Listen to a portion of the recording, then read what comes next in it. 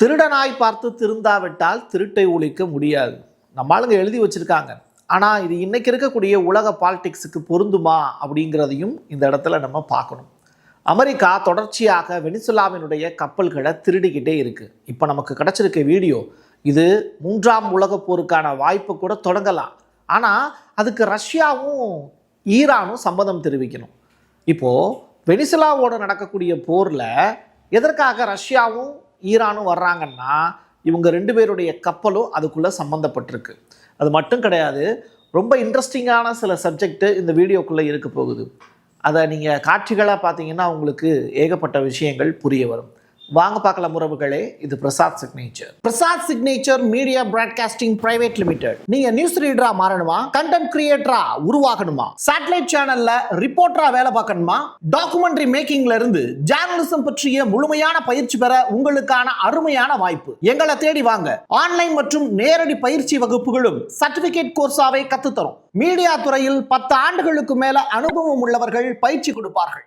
Voice over தொடங்கி voiceless பீப்புளுக்காக உங்களை சிறந்த ஜேர்னலிஸ்டா உருவாக்க வேண்டியது எங்களோட பொறுப்பு. ஸ்கூல்ஸ் அண்ட் காலேஜஸ்ல ஜூனியர் ஜேர்னலிஸ்ட்ங்கிற பேர்ல ஒர்க் ஷாப்பும் கண்டக்ட் பண்ணி கொடுக்கிறோம். மோட்டிவேஷனல் ஸ்பீக்கரா கடந்த 15 ஆண்டுகளா கல்வி நிறுவனங்களுக்கு நிகழ்ச்சிகளும் நடத்தி தரோம். தொடர்புக்கு 9944790333 94493594 prasad@gmail.com. உங்களுடைய தொழில் சம்பந்தமான விளம்பரங்களை நமது சேனலில் ஒளிபரப்ப உங்களுக்கான அருமையான வாய்ப்பு. இவர் யார் தெரியும்ல? இஸ்ரேலுடைய பிரதமர் நெதன்யாகு. அவர் என்ன பேசுறாருன்னு கேட்குமா?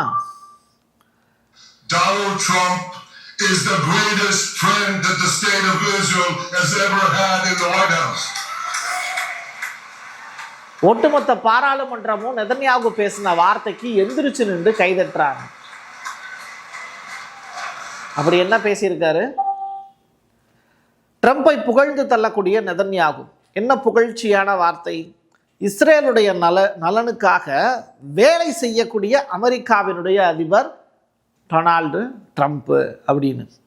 நீங்கள் இது வஞ்ச புகழ்ச்சி தான், ரைட்டா? இதுக்குள்ளே ஒரு ட்விஸ்ட் ஒன்று இருக்குது. அதை நான் அடுத்தடுத்து உங்களுக்கு சொல்கிறேன். இப்போது இவங்க யாருன்னு உங்களுக்கு தெரியும். இட்டாலியனுடைய பிரைம் மினிஸ்டர் மெலோனி அவங்க ஒரு ஸ்டேட்மெண்ட் சொல்லியிருக்காங்க. ரொம்ப பெரிய உரை தான், கேட்க மட்டும் செய்யுங்க. ப்ரூஃபுக்காக இதை நான் உங்களுக்கு கொடுக்குறேன்.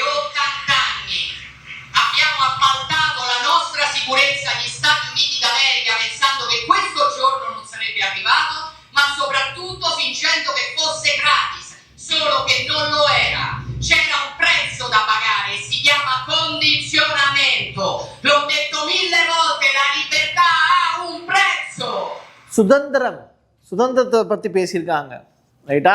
அப்படி இவங்களுக்கு என்ன, இவங்களுடைய சுதந்திரம் பறிபோச்சு அப்படிங்கிறத நமக்கு தெரிஞ்சுக்கணும்ல.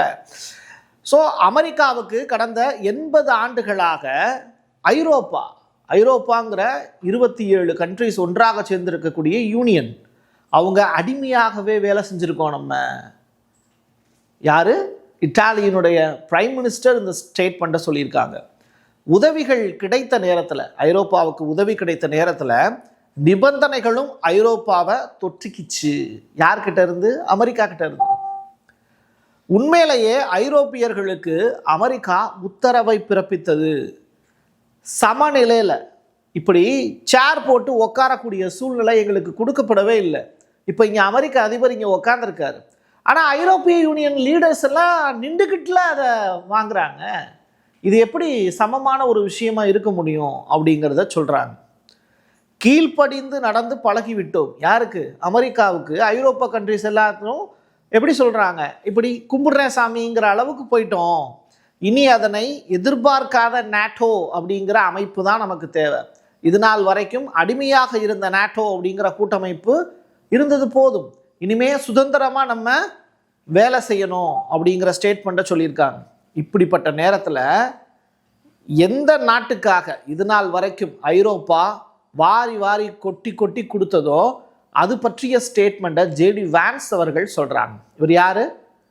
அமெரிக்காவினுடைய துணை அதிபர். We help older Americans in retirement, including by ending taxes on Social Security, because we believe in honoring your father and mother rather than shipping all of their money off to Ukraine. சூப்பர்ல. என்ன தெரியுமா சொல்லியிருக்காரு? உக்ரைனுக்கு இனி ஒரு நாளும் நிதி அளிக்க முடியாது. இதனால் வரைக்கும் அந்த உக்ரைன் போரை நடத்திக்கிட்டு இருந்தது யாரு? அமெரிக்கா. எதுக்காக நடத்திக்கிட்டு இருந்தாங்க? ஆயுத சப்ளை பண்ணணும். அதுக்கு யாரை கருவியாக பயன்படுத்தினாங்க? நான் மட்டும் கொடுத்தா பத்தாது, உன்னுடைய ஜிடிபியில் 5% நீ கொடுத்தாகணும்னு ஐரோப்பிய கண்ட்ரீஸுக்கு சொன்னாங்க. அப்போது அமெரிக்காவினுடைய துணை அதிபர் ஜேடி வான்ஸ் இப்போ என்ன சொல்கிறாருன்னா, அப்படியே அமெரிக்காவோட பாலிசி மாறுது. உங்களுக்கு செலவிடக்கூடிய தொகையை எங்கள் தாய் தந்தையருக்கு செலவிடுவோம், அதுவே எங்களுக்கு நல்லது அப்படிங்கிற ஸ்டேட்மெண்ட்டை அமெரிக்கா இப்போ முன் வச்சிருக்காங்க. உக்ரைனுக்கு கொடுக்கக்கூடிய அந்த ரூபா அப்படிங்கிறத இனிமேல் நாங்கள் நிப்பாட்ட போகிறோம். ரூபாயா? இல்லை டாலரை நாங்கள் நிப்பாட்ட போகிறோம் அப்படிங்கிற ஸ்டேட்மெண்ட்டை சொல்லியிருக்காரு. பார்ப்போம் இவங்க என்னெல்லாம் கூத்தடிக்க போகிறாங்க அப்படின்னு.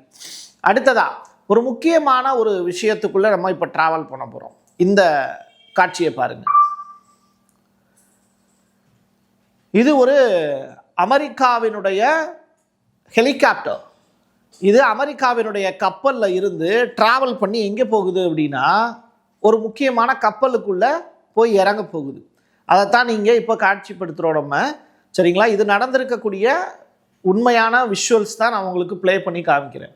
சரி, இப்போ இந்த ஹெலிகாப்டர் பறந்து இன்னொரு இடத்துக்கு போகுதுன்னு சொன்னான்ல, அது எங்கே போகுது அப்படிங்கிறதையும் நான் உங்களுக்கு காண்பிக்கிறேன்.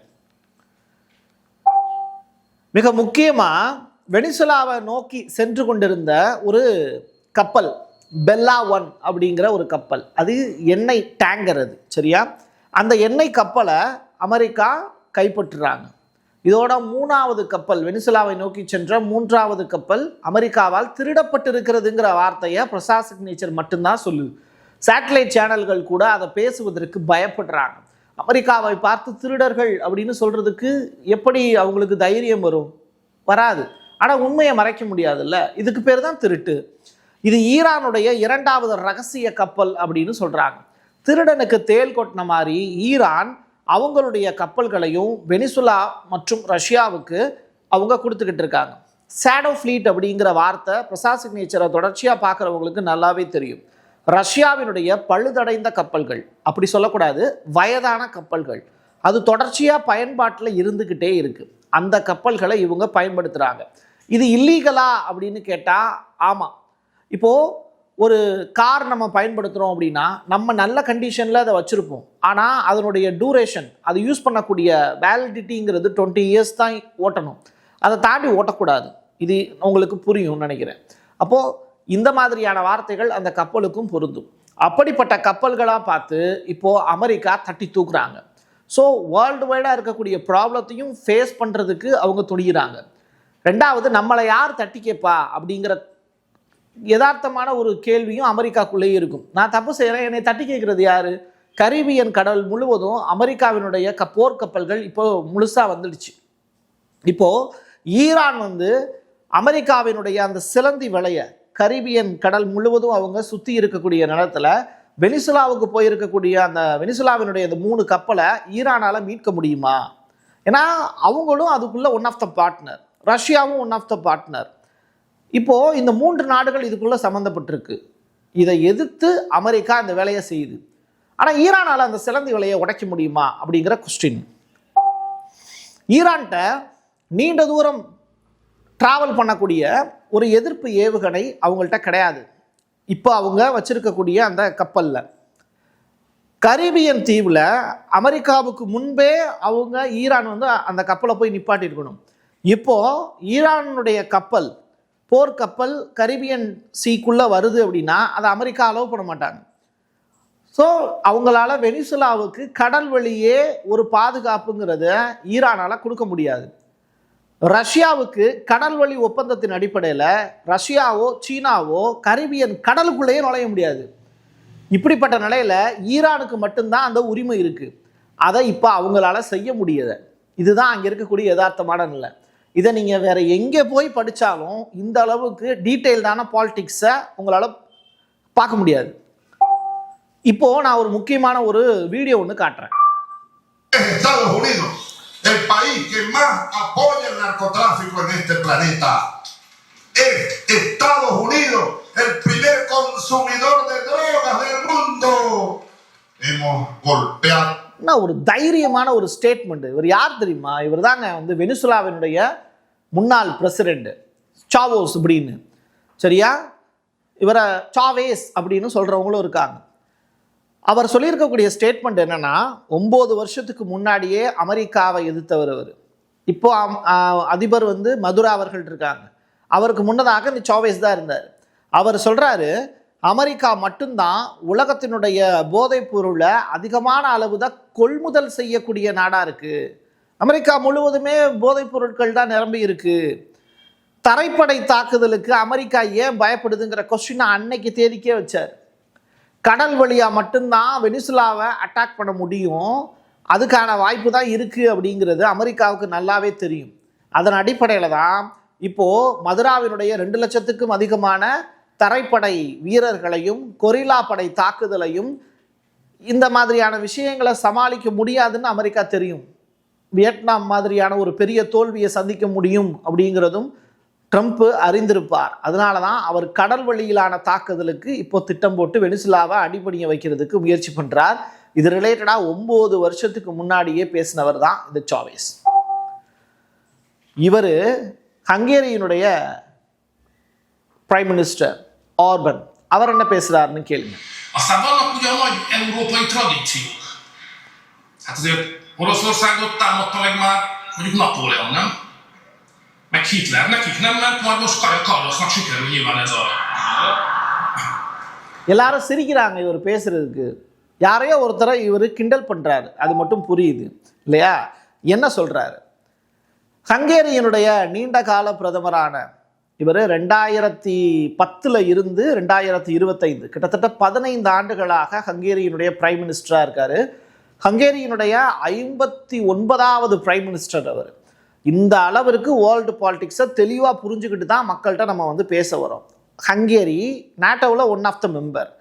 ஹங்கேரி ரஷ்யாவுக்கு ஆதரவாக இருக்கக்கூடிய நாடு. இந்த லேடி யாருன்னு பார்த்துக்கோங்க. இவங்க பேர் காஜா கல்லாஸ் அப்படின்னு. இவங்க வைஸ் பிரசிடெண்ட். எங்கே? நாட்டோவுக்கு வைஸ் பிரசிடெண்ட். இவங்க எஸ்டோனியா அப்படிங்கிற நாட்டினுடைய அதிபர். சரி, பிரைம் மினிஸ்டர். இப்போது ஆர்பன் பேசி இருக்கக்கூடிய விஷயம் என்னங்கிறத நான் சொல்கிறேன். நெப்போலியனும் ஹிட்லரும் கூட ரஷ்யாவை தாக்க முயற்சி பண்ணாங்க, அவங்களே ஜெயிக்க முடியல. ஆனால் நாட்டோவினுடைய புதிய விபி வைஸ் பிரசிடெண்டாக இருக்கக்கூடிய காலா கல்லாஷ் அவங்க வந்து முயற்சி பண்ணுறாங்க ரஷ்யாவை ஜெயிச்சிடணும் அப்படின்னு. ஏன்னா தொடர்ச்சியாக அவங்க தான் சொல்கிறாங்க, ஐரோப்பா தொடர்ச்சியாக நிதி கொடுத்து இந்த உக்ரைனுங்கிற நாட்டை காப்பாற்றணும் அப்படின்னு துடிக்கிறாங்க. அதே மாதிரி தான் ஐரோப்பிய யூனியனை வழிநடத்திட்டு இருக்கக்கூடிய ஹெட்டும் பேசுகிறாங்க. அப்போது இவங்களுக்கு ஒன்று பண்ணுங்க, ரஷ்யா அதிபர் புட்டின் அவர்களே ஒரு ஓர்சனிக்கை எஸ்டோனியா பக்கம் அனுப்பிச்சி விடுங்க அப்படின்னு சொல்கிறாரு.